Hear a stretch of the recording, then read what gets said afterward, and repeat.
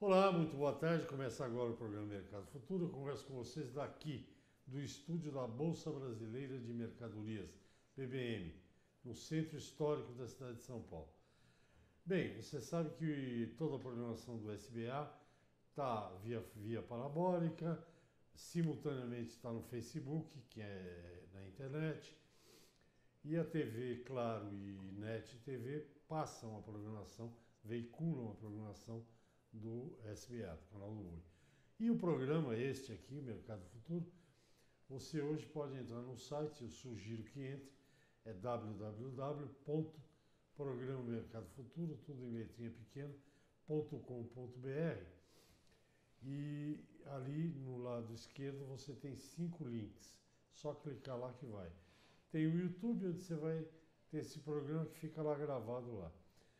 Depois tem o Facebook, depois tem o Twitter, Instagram e LinkedIn. O que você vai encontrar ali? Fotos, textos que eu escrevo, as viagens que eu faço, as entrevistas no YouTube e por aí vai.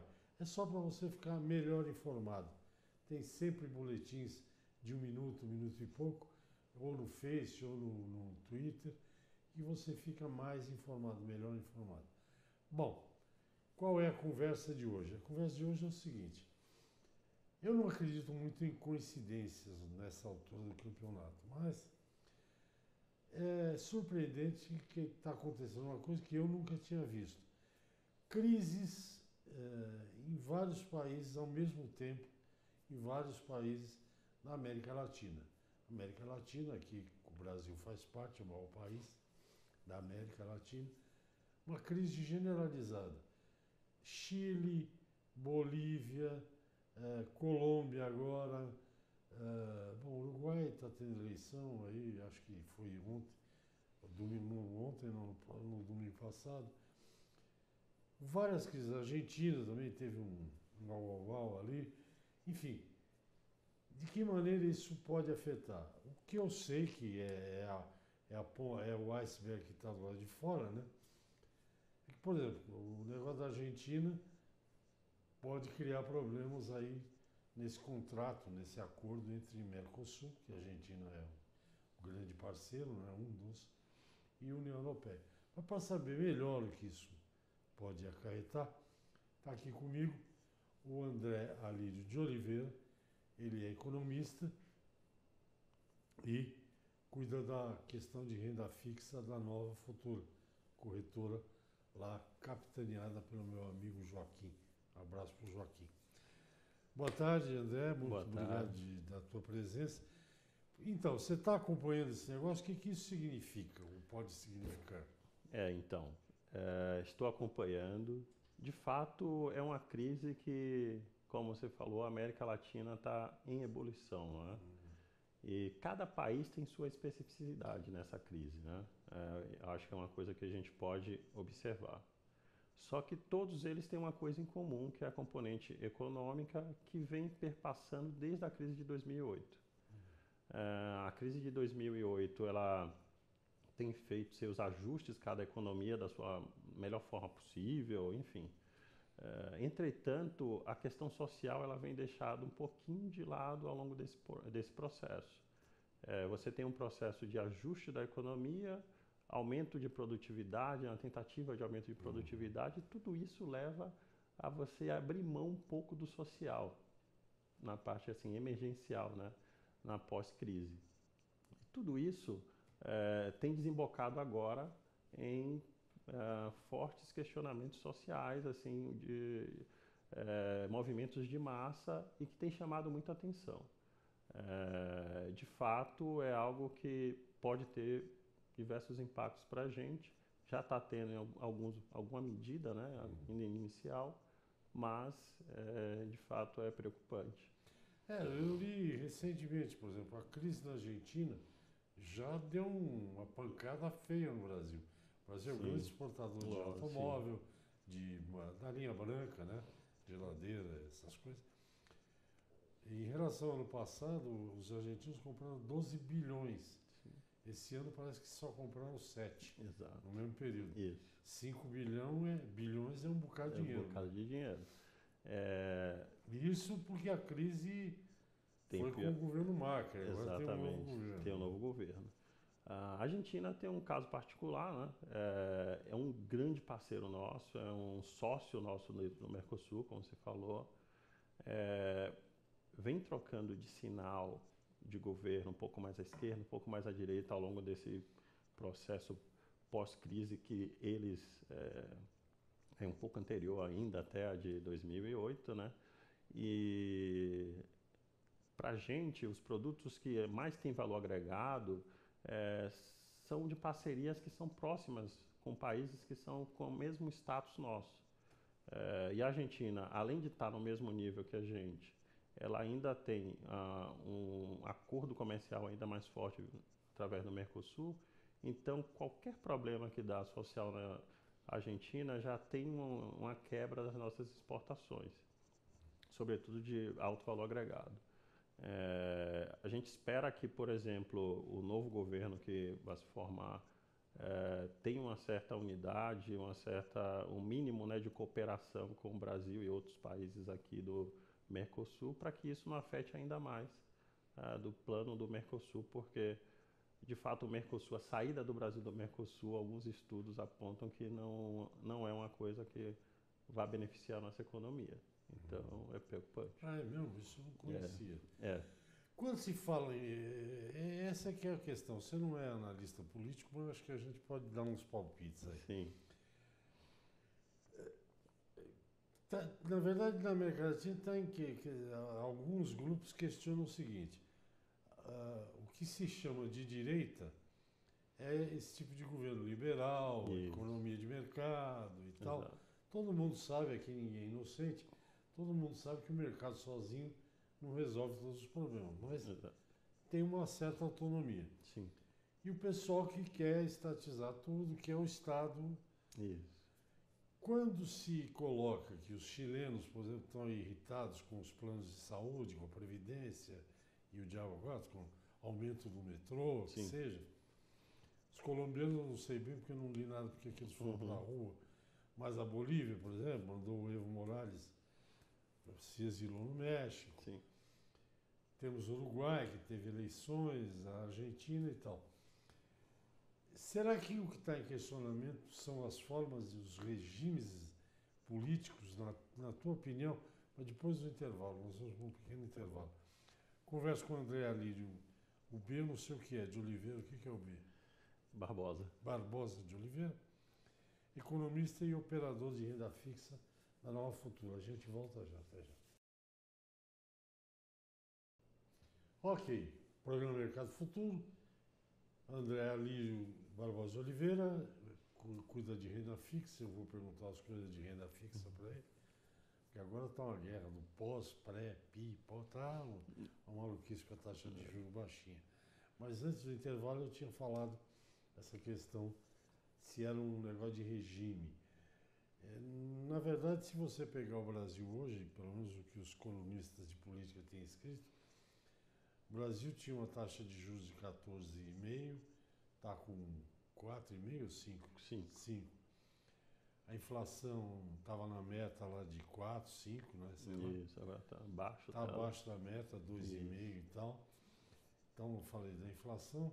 O crescimento do PIB, eu não sei a Nova Futura como está trabalhando, mas o que eu tenho lido e que tem falado aqui, tem gente acreditando que o PIB brasileiro, o ano que vem, cresce mais de 2%. Isso. Ele estava 4% negativo e por aí vai. Só para você ter uma ideia de como funciona um pouco o meu raciocínio, eu não acredito que o menor engula o maior. Eu acho que o Brasil tem motor para... Tudo bem, a Argentina é importante, mas o Brasil é maior, então ele tem capacidade de... Vai sofrer, mas vai seguir. Mas antes do intervalo eu tinha falado dessa questão de regime. Você não acha que escolher entre isto ou aquilo Não acho. É uma necessidade social? É uma necessidade social. A democracia, ela tem uma resposta um pouco mais lenta que às vezes as pessoas pedem. Às vezes o mercado exige também uma dinâmica muito mais acelerada que a democracia permite. E às vezes também as questões sociais demandam uma questão bem mais acelerada que a democracia permita também. Então, muitas vezes você tem um governo que tem um espectro mais à esquerda, tem políticas sociais, mas não consegue dar a resposta para tudo. Sobretudo quando você tem uma questão que é estrutural agora. A gente está passando por um problema de desemprego estrutural no mundo. Não é? A gente não sabe como que isso vai desembocar. Você tem uma série de agendas de transformação tecnológica, no campo também, no agronegócio. Eu acho que talvez uma lavoura que você tinha 100 pessoas, hoje você está trabalhando com 10. Isso existe na economia de um modo geral, no sistema financeiro também. Então isso, a gente teve um ajuste econômico num período em que, pós-crise, isso elevou o nosso nível de desemprego, só que agora para voltar, assim como no Brasil, como em outras economias, é um ritmo bem lento. E é um ritmo bem lento porque isso é estrutural. Muitas vezes você tem um governo com um espectro mais à esquerda que tende a querer estimular a economia, e é aquilo que a gente chama como um keynesiano, né, típico, ou você tem um mais liberal que pensa em que o mercado vai lá, vai estimular a economia e vai gerar empregos. Assim como você falou agora há pouco, a gente não é inocente a ponto de achar que nenhum nem outro sozinho vai resolver o problema. Então essas respostas mais lentas diante de um quadro como esse está gerando um quadro agora de maior ebulição, vamos assim dizer, né? De conturbação social, porque as pessoas exigem agora uma resposta. Assim como o mercado exigiu uma resposta do ponto de vista fiscal lá atrás, agora a questão do plano social, as pessoas estão indo nas ruas e exigir uma melhora da questão social também. Eu estou só pegando dados do Brasil, porque é o que eu tenho lido mais aí. Se você pegar esses dados que eu falei, de inflação, taxa de juros e crescimento do PIB, por exemplo, de setembro, acho que no último. De setembro do ano passado, setembro desse ano, ou de janeiro desse ano, até outubro, foram criados formais, carteira assinada, carimbada e tal, 840 mil empregos. Exato. Tudo bem, pouco para 12 milhões e meio de desempregados mas estão criando, melhor do que não criar, né? Correto. Melhor do que negativo, né? Pode ser que esse seja um fato do Brasil ainda não ter entrado nesse circuito, né? A gente não sabe, pode demorar uma semana, um ano, 10 anos, ou nunca acontecer aqui no Brasil. A gente tem uma dinâmica diferente social também. É um país maior, mais complexo. A gente tende a dar algumas respostas de autopreservação também, né? No sentido também de geração de emprego e um mínimo de social também. Então, cada país tem sua dinâmica. Pode ser que isso nunca aconteça no Brasil, pode ser que na semana que vem aconteça. Mas, de fato, talvez essa resposta, mesmo lenta, diante do quanto que a gente perdeu de desemprego, de emprego, de renda, possa fazer com que as pessoas aguardem um pouco a recuperação da economia. Entendeu? Pode ser esse fator. Você falou um negócio que eu deixei passar meio ligeiro, mas é muito sério. Quer dizer, nesse último fim de semana mesmo, manchei a capa de um dos principais jornais aí de economia, dizendo, o tema de capa é que emprego que vai ter daqui 10 anos. Exatamente. Ninguém sabe, né, cara? Ninguém sabe. Ninguém sabe. Você pega a maior empresa de táxi, não tem carro. Exato. Né? A maior rede de hotel não tem hotel. Exato. Enfim, e as coisas... Nessa reportagem mesmo tem uma das fotografias, é chocante, que é um escritório e 2 robozinhos japoneses, baixinho, 1,30 m, com a bandejinha levando café. Exato. Não é futuro, isso já existe. Já né? existe. São empregos a menos. Né?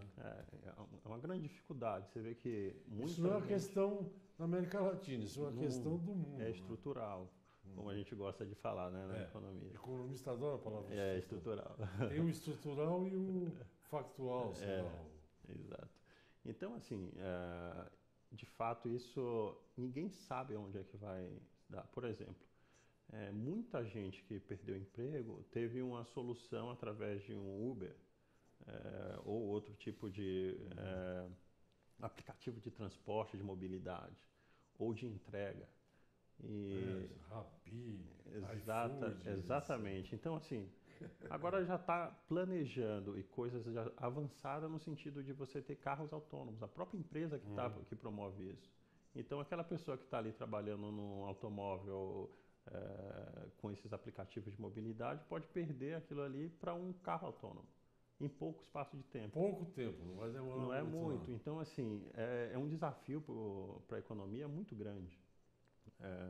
A única questão que a gente pode, de repente, tentar aliviar um pouco é que, se a gente for olhar lá para trás um pouco, a gente gosta também de avaliar o que aconteceu nas experiências passadas, né?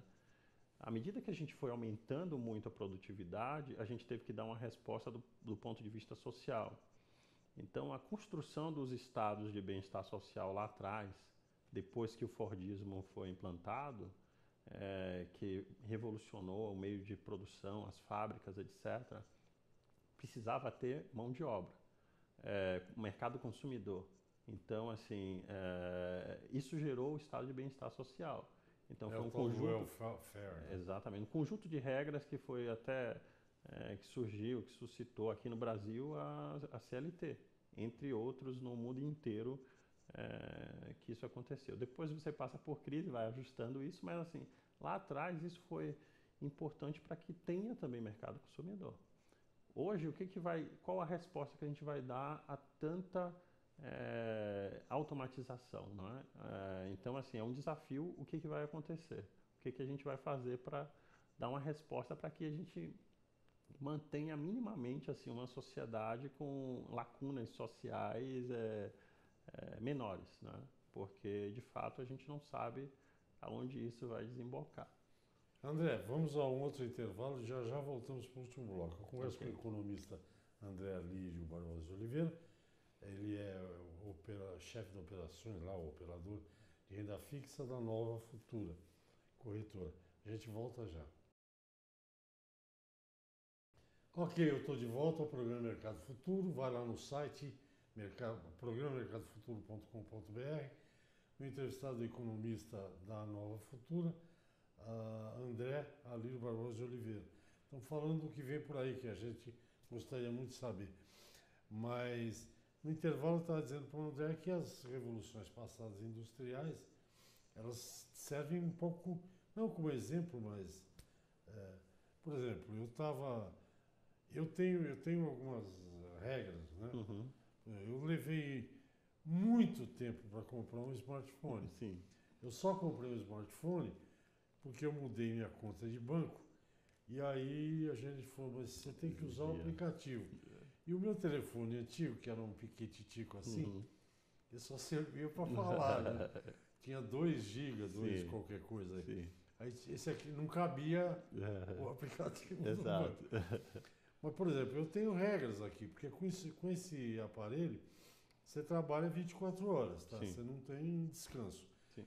Então, por exemplo, eu levanto, tomo café, tomo banho, não abro esse negócio aqui, não ligo, deixo mudo. Porque senão você fica... Você não tem vida. Você vira escravo desse negócio, né? Isso. Então, no mundo novo, quer dizer, você vai ter ônibus sem motorista, carro sem motorista. Bom, assessorista de elevador já não tem faz muito tempo. Entregas via drone. Via drone. Por exemplo, se tivessem vivos hoje o Milton Friedman, o Keynes, né, que é os keynesianos, mesmo o John Kenneth Galbraith, acho que também já morreu, eles iam estar meio maluquinhos, porque as previsões dele, acho que nessa história foram tudo pro mato, né? Eu acho que só o Schumpeter que iria... Só o Schumpeter. Mas essas grandes transformações, elas têm um certo padrão também, né? A gente passou por algumas crises onde você tinha foi diminuindo a produtividade das empresas, de modo geral, até chegar um momento que as empresas não tinham a resposta, não respondia com a expectativa que os mercados traçavam para ela, né? Para elas. Então você abre espaço para você ter fraturas ali, né? Rupturas de paradigma tecnológico. Então, assim, a gente está passando por isso agora. A gente teve uma crise, essa crise foi dando uma resposta um pouco mais lenta, mas dando uma resposta em cima de novos paradigmas tecnológicos. Então, assim, tudo isso tem uma consequência, né? E a consequência que eu acho que maior é que a gente saiu de uma questão emergencial, que talvez a crise de 2008 pudesse ser muito mais grave do que o que realmente foi. Só que agora a gente precisa ter uma resposta também social, para que isso não afete até o que a gente já caminhou, do ponto de vista de equilíbrio fiscal, tentativa de melhorar a questão fiscal dos governos, das economias de um modo geral. Tanto aqui quanto no Chile, tem um espaço fiscal ainda e tal, dá para ter uma resposta, mas outras economias não, como a Argentina, que vai ser um desafio para eles também. Então, assim, caminhar a questão fiscal com a questão social, para que a gente não perca o que já foi feito ou aonde a gente já está, do ponto de vista civilizatório, é importante. Então, eu tenho confiança que, assim como a gente teve algumas respostas do ponto de vista de melhoria da questão das economias e das empresas, eu acho que a gente vai conseguir também dar uma resposta do ponto de vista social, mas a gente tem que pensar um pouquinho fora da casinha, né?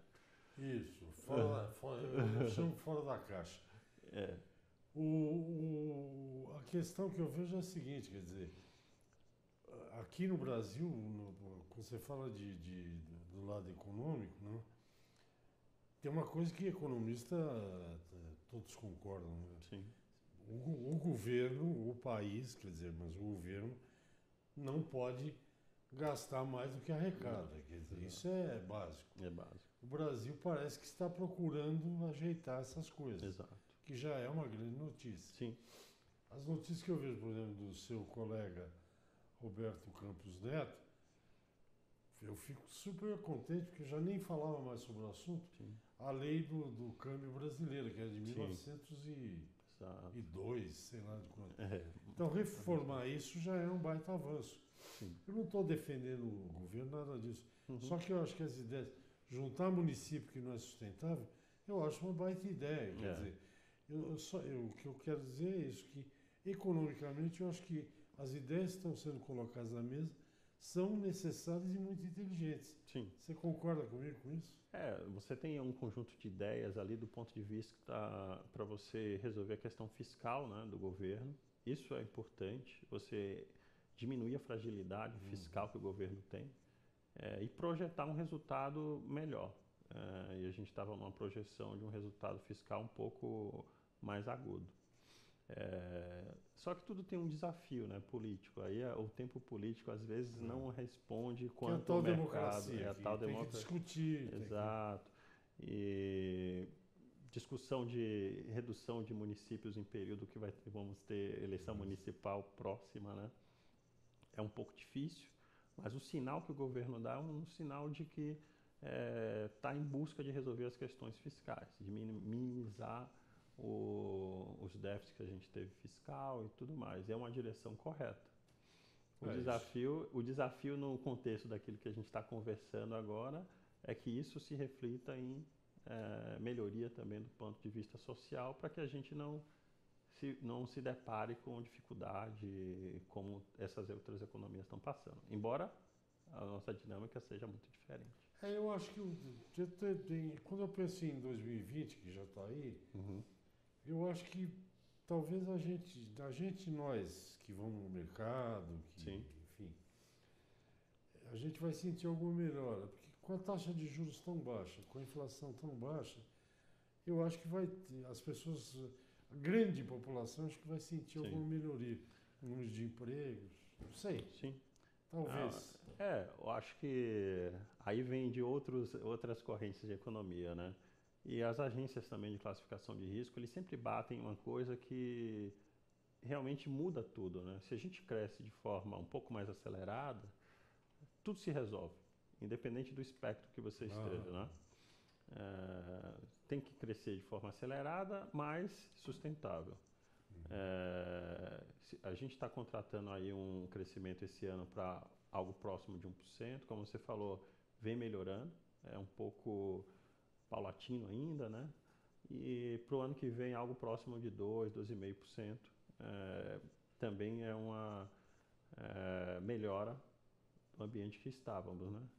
O desafio é que isso também seja sustentável do ponto de vista social, né? Se a resposta vai ser tão rápida assim a ponto de não fragilizar Melhor nossa crescer, condição. melhor crescer 2% ao ano, Sim, não crescer 8% no ano e menos 5% no outro. com né? certeza. Devagarinho, Devagarinho e de forma sustentável. sustentável, que vai ser bom para todo mundo. Com certeza. André, muito obrigado, nosso tempo acabou. Prazer em conhecê-lo, Prazer. gostei da conversa. Vamos marcar outros bate-papos.